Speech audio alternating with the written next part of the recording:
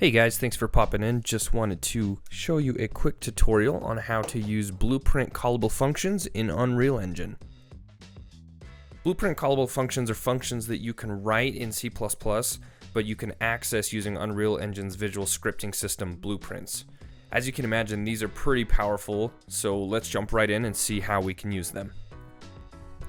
Okay, so step number one is we are going to create a new class. So I'm going to open up Unreal Engine here, and you'll see I have this folder of C++ classes. I'm going to just right click, and I'm going to create a new C++ class. I'm going to make this of type actor. You can make it of whatever type that you want, but for this demonstration I'll be using actor. And then I am just going to rename my class very quick.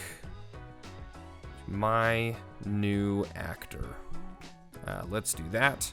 So we'll go ahead and create the class, and then you'll see that it pops up in Visual Studio with our new class that we just created.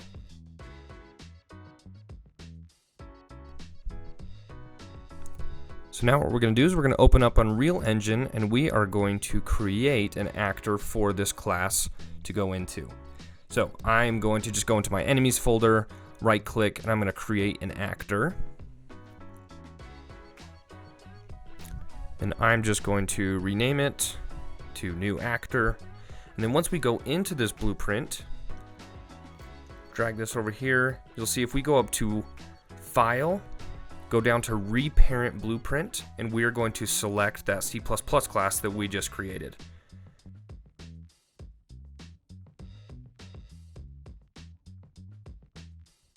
Once we have that created, we are going to go into step number 2, which is declaring the function.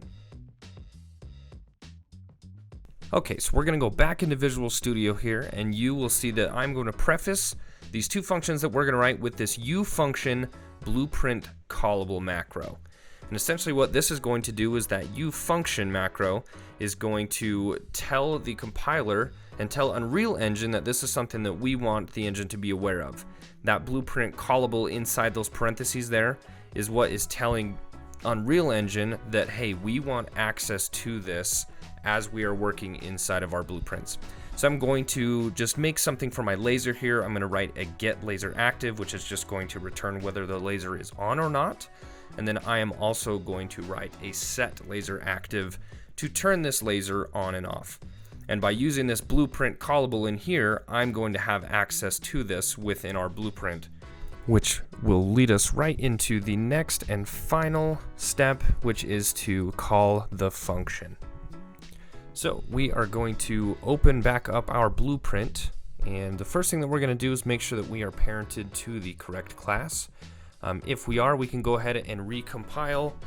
I'd like to use this live coding function here, and once that is all done, it is as simple as just right clicking, and we can search for the function that we just made. So let's look for get laser active, and now I have access to that function, and on that return value it will return whether our laser is active or not.